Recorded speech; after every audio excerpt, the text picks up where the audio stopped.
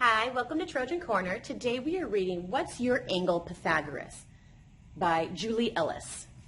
Long ago, in ancient Greece, there lived a curious boy named Pythagoras. Pythagoras just couldn't help poking his nose into places. Sometimes his curiosity got him in trouble, but sometimes it paid off.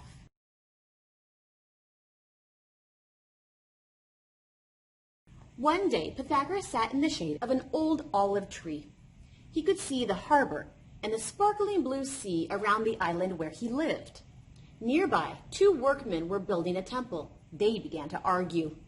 "This ladder is too short to reach the roof," Pepros grumbled. "That's not possible," said Saltos.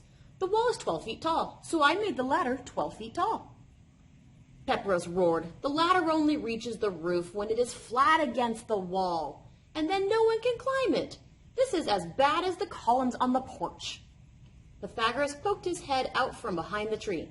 "What's wrong with the columns?" he asked. Pepros frowned. "It's that pesky Pythagoras again. Stop bothering us. At this rate, we'll never finish the temple."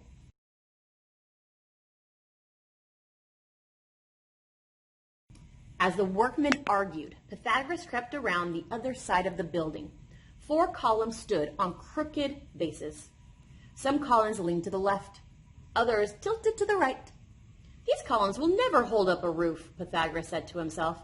"I wish there was something I could do to help." Still thinking about the problem, he ran home for dinner.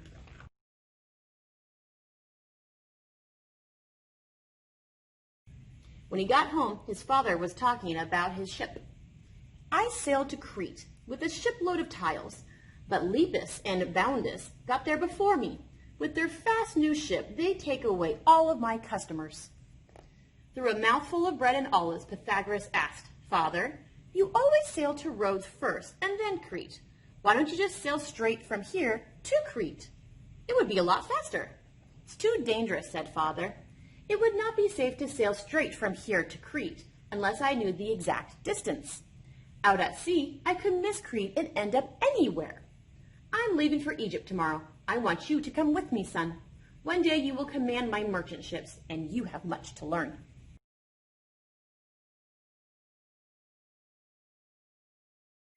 At dawn the next morning, Pythagoras and his father set sail.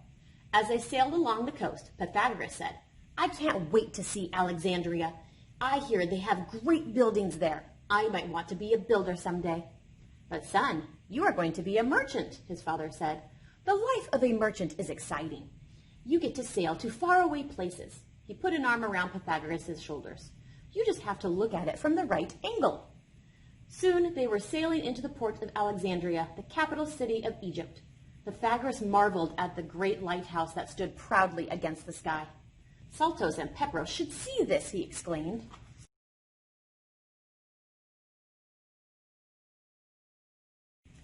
At the dock, a man greeted them. "I am the builder, Neferheperhersekeper, but people call me Nef. I'm here for the tiles." Pythagoras was excited to meet a real builder. "Have you built anything around here?" he asked. Nef nodded. "As a matter of fact, I helped to build the lighthouse." "How did you get the base so straight?" Pythagoras asked, thinking of the crooked columns back at home. "You must be a master builder." Nef smiled and stuck out his chest. "The secret is this special rope that's been used by my family for ages." "You used a knotted rope to cut stone?" Pythagoras asked. Nef laughed. "My dear boy, this rope does not cut stone. I use the rope to make a special triangle. I call it the right triangle because it always helps me make a nice square corner that's exactly the right angle for cutting stone."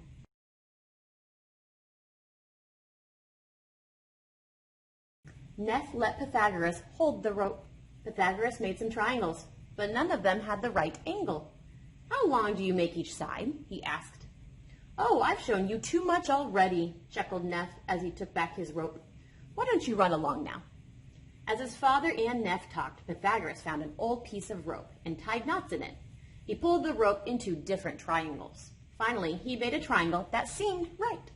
It had 3 lengths on one side and 4 lengths on the other side, 5 lengths along the longest side. "I've got it," he said to himself.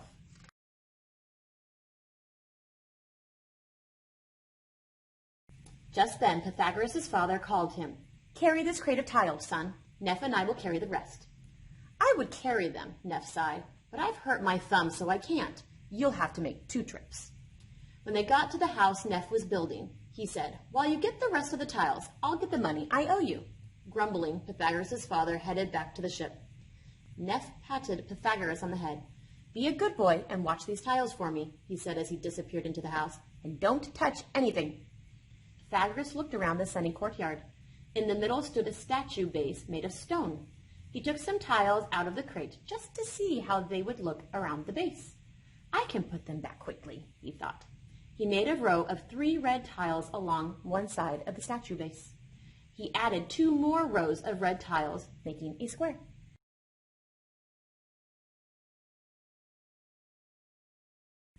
"Some of these crates have blue tiles," Pythagoras said.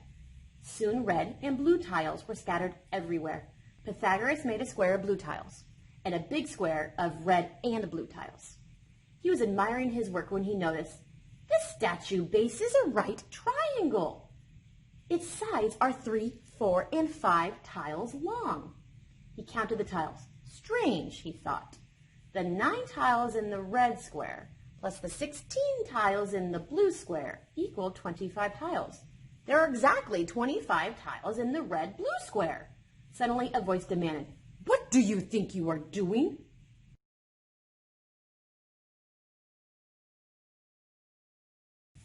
Neph rushed into the courtyard. Pythagoras' father was right behind him. "What's all this?" Neph snapped. "I'm sorry," Pythagoras said. "I was going to put the tiles back, but I found out something interesting." "I don't care what you found," interrupted Neph. "Look at this mess." "Pythagoras, pick up the tiles," his father said sternly, "and hurry. We have many more stops to make today." The next day, Pythagoras and his father set sail for home. To pass the time, Pythagoras drew a picture of the tile squares he had made. The square with 3 tiles on each side had 9 tiles. The one with 4 on each side had 16. The one with 5 on one side had 25 tiles. So in a square, the length of a side times itself is the number of tiles in the whole square. I'll call it squaring when I multiply a number by itself. 3 times 3 is 3 squared. I will write it 3 to the 2nd power.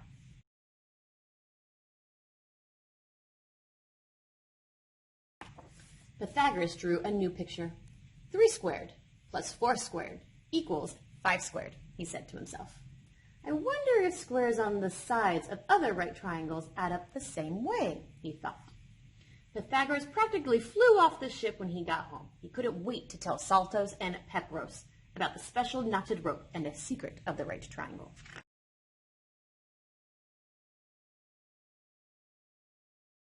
When he got to the unfinished temple, Saltos and Pepros were not there. The ladder was on the ground where Pepros had thrown it. The ladder would be easy to climb if the bottom were about 5 feet from the wall, Pythagoras thought. Pepros said the wall was 10 feet high. He drew a triangle in the dirt and wrote 5 squared plus 12 squared equals ... 25 plus 144 equals 169. 169 is 13 times 13. That's it! The ladder needs to be 13 feet tall. He fixed the ladder and headed home. At home, Pythagoras got out a map. He looked at it closely. I wonder, he said to himself. That night, Pythagoras announced, I found out the distance from here to Crete. His father nearly choked on a fig. His mother asked, How can that be, son? Pythagoras answered, I discovered a pattern that works for any right triangle. I used it to figure out the distance. Now father can sail straight from here to Crete. His father stood up. Son, I cannot risk my ship because of some triangle.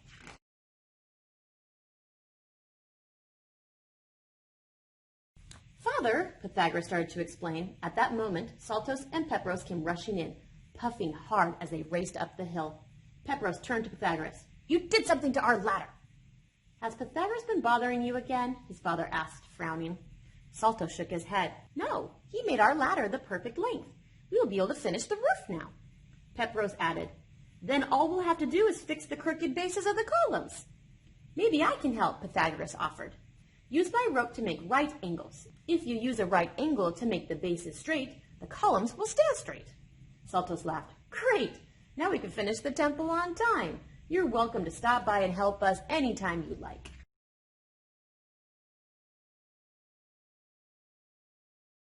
Pythagoras' father said, "Son, on second thought, maybe you should tell me about that distance to Crete."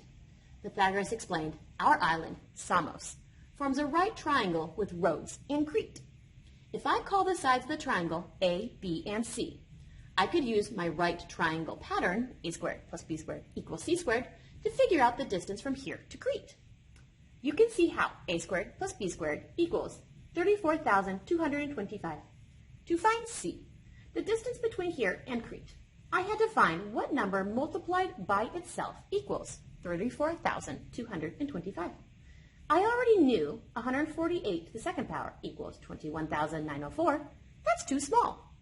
I tried 200, but 200 to the second power equals 40,000. That's too big. I tried 180, and 180 to the second power equals 32,400. That's close. Then I tried 185 times 185. That is exactly 34,225. So the distance from our island to Crete is 185 miles.